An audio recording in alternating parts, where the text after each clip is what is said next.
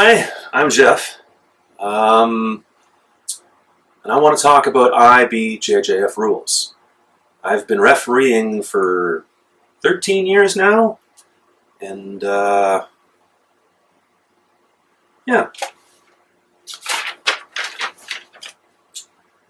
So IBJJF rules. What does IBJJF stand for? International Brazilian Jiu Jitsu Federation, right?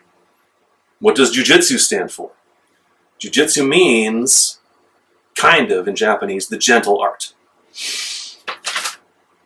You know what Damian Maia, UFC fighter, Damian Maia? He said that Jiu Jitsu is the art of winning a fight without getting hurt and without hurting your opponent. And I think that's a nice little summary of what IBJJF rules are designed to accomplish, right? You're not supposed to get hurt. They're not supposed to get hurt. Because I don't know if you realize it, but even if you win a gold medal, it's not real gold. It's like, you know, aluminum or something. Anyway, whatever. Let's talk about IBJJF rules. So there are 5 ways to win. First, you submit the guy or the lady, you know, assuming the submission hold you use is legal for your age and your belt and the division you're in, okay? Second, there's points, advantages, and penalties, right? Penalty points, right? If nobody gets submitted, the referee looks at the points, the advantages, and the penalties. We'll talk about those a bit more in a minute. There's also referee's decision. If nobody gets submitted, there's no points, no advantages, no penalties. The referee can pick somebody. We'll talk about that. You can win by injury if the other person gets injured by accident, you know, and it's nobody's fault. It's just, hey, they get struck by lightning or something. And you can win by DQ if the other person gets disqualified for doing something that is illegal or just kind of dirty or whatever. You can win that way.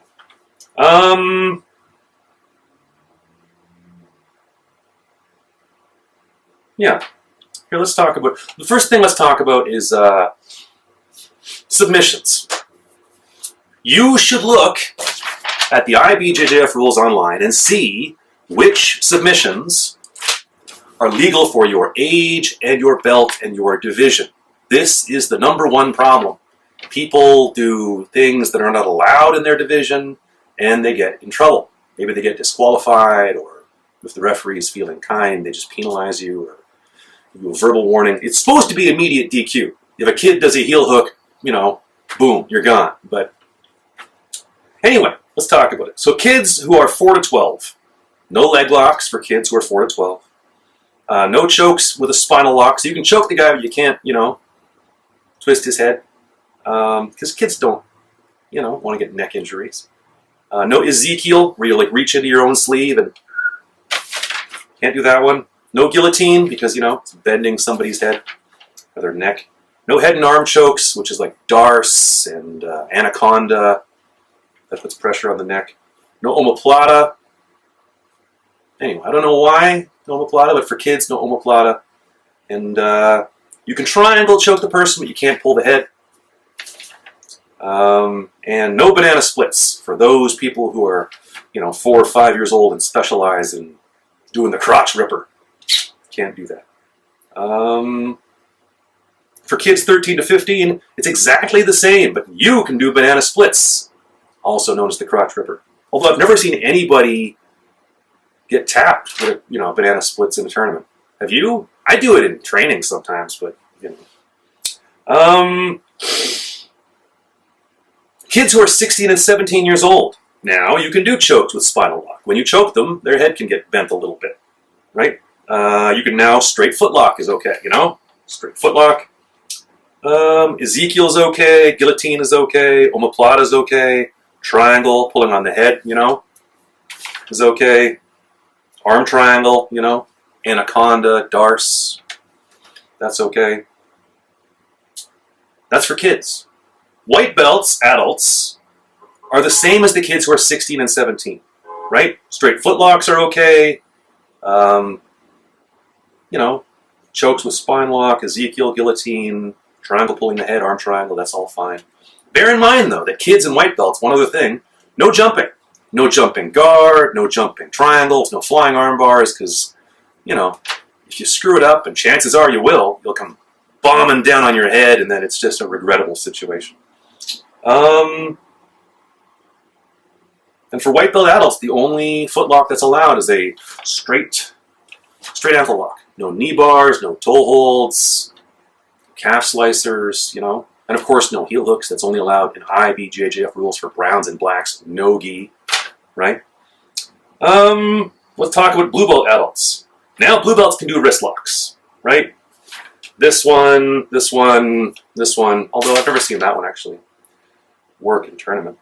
So blue belts can do wrist locks. You can jump, right? Blue belts can now do jumping guard, flying triangle, jumping arm locks, you know.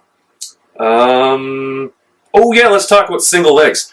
So for white belts and for kids, if you pick up a single leg, your head has to be on the inside. Your ear has to be on their tummy.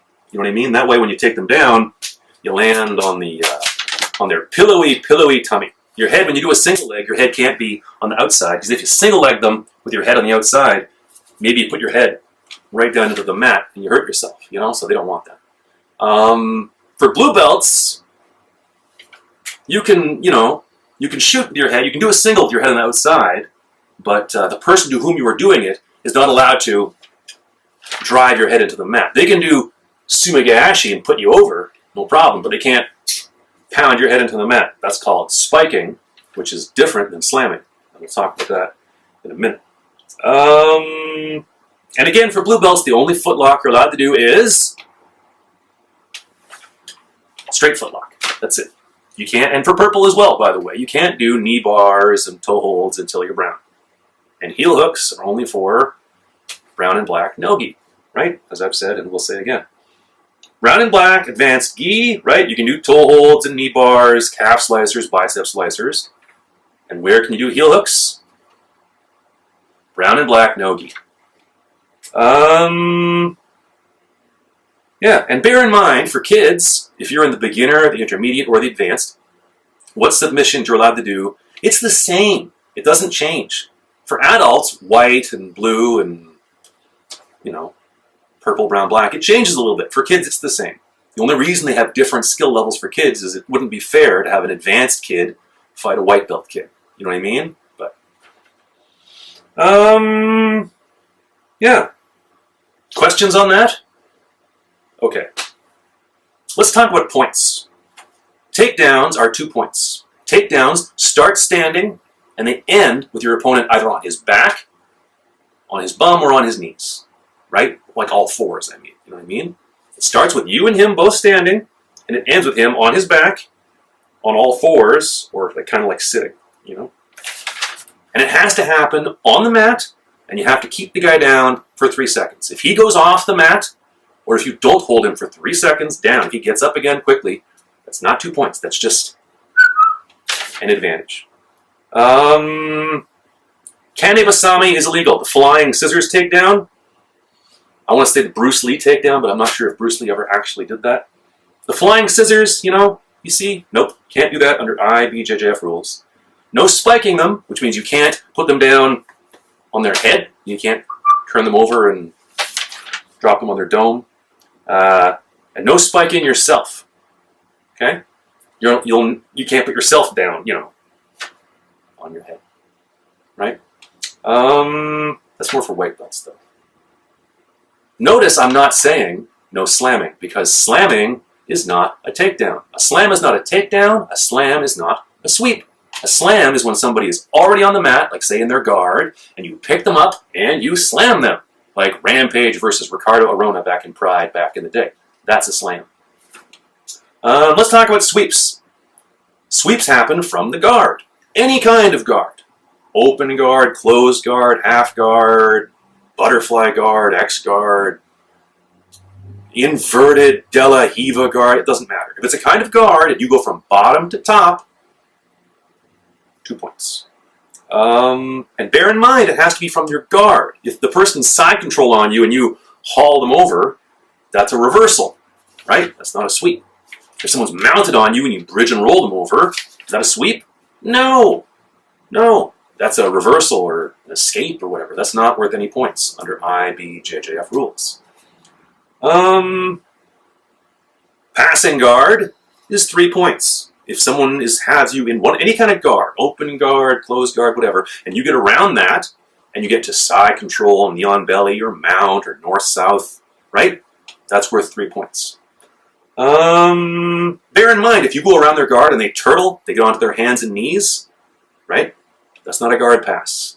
A guard pass is you start in the guard, and you end in a kind of hold down, a headlock, north-south, anything like that. If they turtle, that's not 3 points, that's just an advantage, which is what you do when you almost accomplish something. Bear in mind, side control is worth nothing. I'll say that again.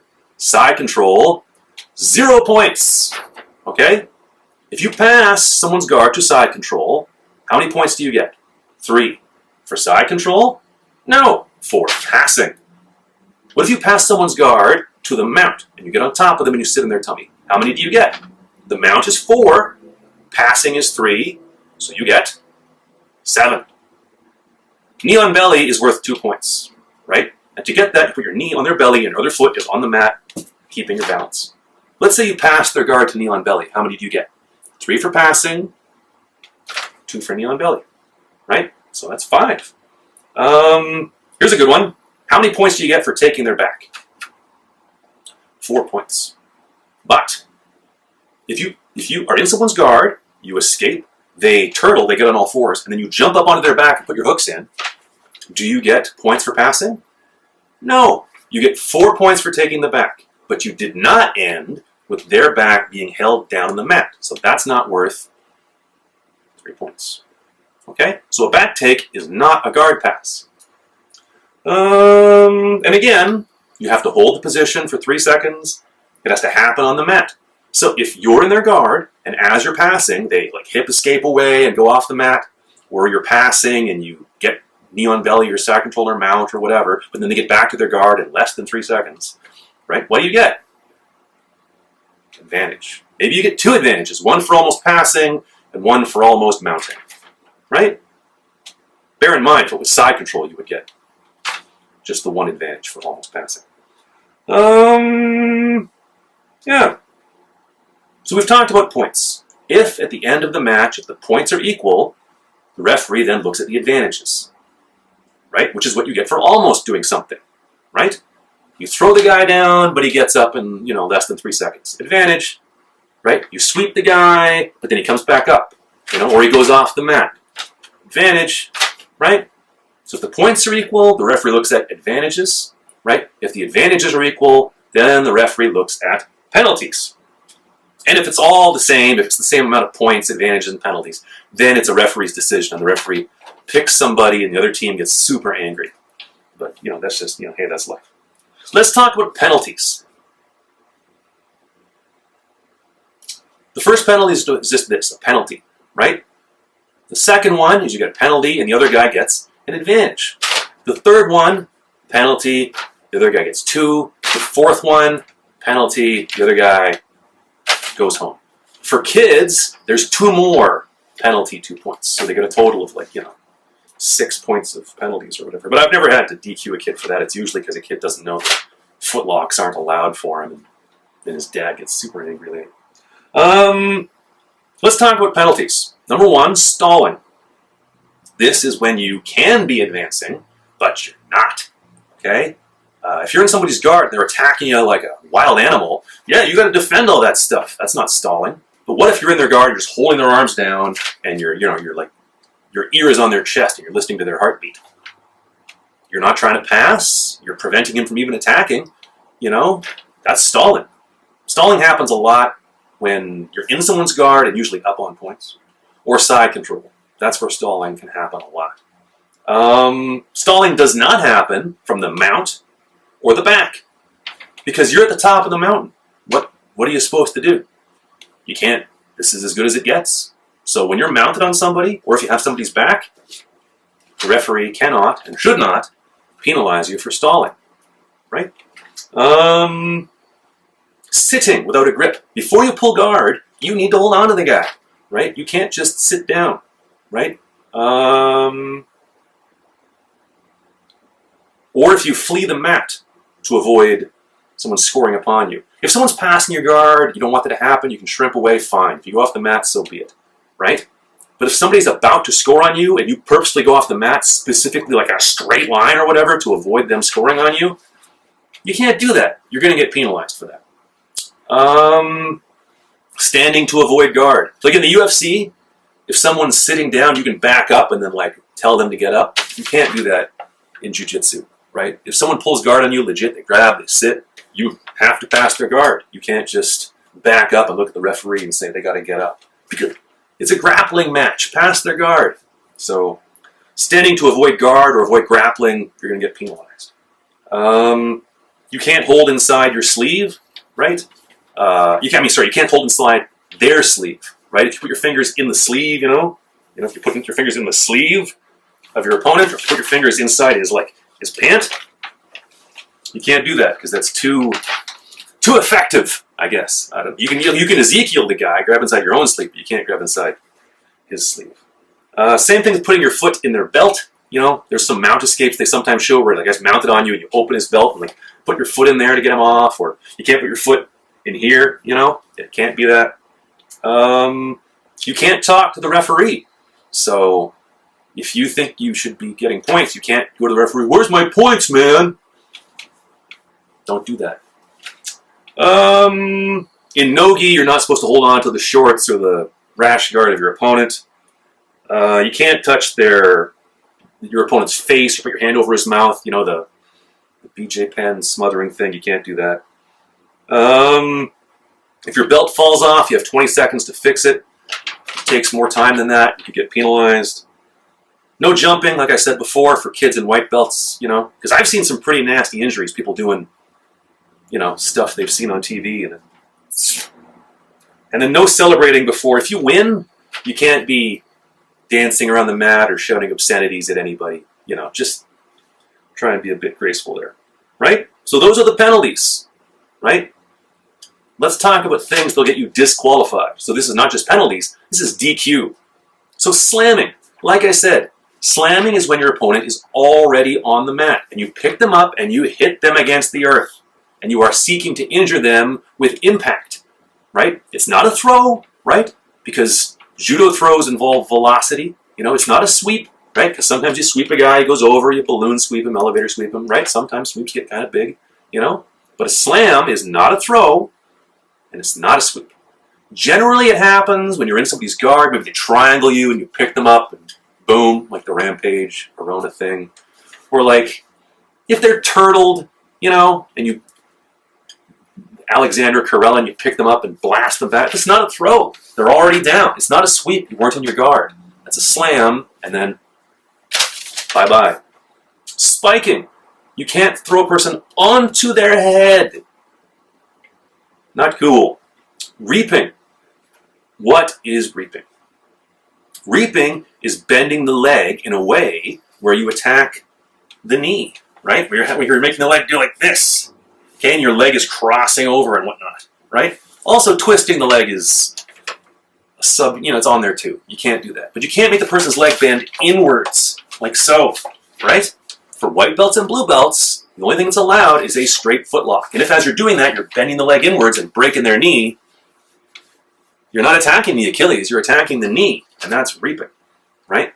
And the only time that's allowed is when heel hooks are allowed, and when is that? It's for brown and black belts, no-gi. That's when there's heel hooks are allowed and reaping is no longer a thing. Outside of that, you can't bend their leg inwards. And if you're attacking their leg, you have to roll to the side of the leg you're attacking. You can't roll inwards because that's, I wouldn't call it reaping, but it's bending the knee inwards. You can't do that. You can't flee the mat in a submission, right? If someone puts you in an arm lock or a rear naked choke, you can't just run off the mat. I had a match years ago where a dude got put in a rear naked choke, and on all fours, he ran off the mat, and I had to go, all right, great, I'll save you, but you're done. Bear in mind, though, if you roll off the mat while properly defending a submission, that's okay. But if you go off the mat without defending at all, you just run off the mat hoping the referee will save you, he'll save you, but you'll also be DQ'd. What else will get you DQ'd? Illegal submissions for your belt and your age, right? If you're a white belt and you wrist lock, bye. If you're a kid and you do any kind of foot lock, you're done. If you're a purple belt and you do a knee bar, no, those are only allowed for browns and blacks. So again, it's one page. Look it up online. Go to IBJJF rules and look up what submissions are allowed for your belt and your age. You can't defend a submission with an illegal move, right? A really common one is someone's doing the choke and a person reaches up and they put their fingers in the sleeve to like alleviate the choke. You can't do that. You are defending a submission with an illegal move and you will be DQ'd. And then again, poor sportsmanship. You know, if you're swearing at people or if you're like slapping your opponent or, you know, just acting like a jerk. Sportsmanship, come on, you know. Oh, and you must be wearing underwear and you can't be wearing, you know, a groin cup because you're not supposed to like, you know, grind your plastic groin cup into somebody's head, you know. So, those are IBJJF rules.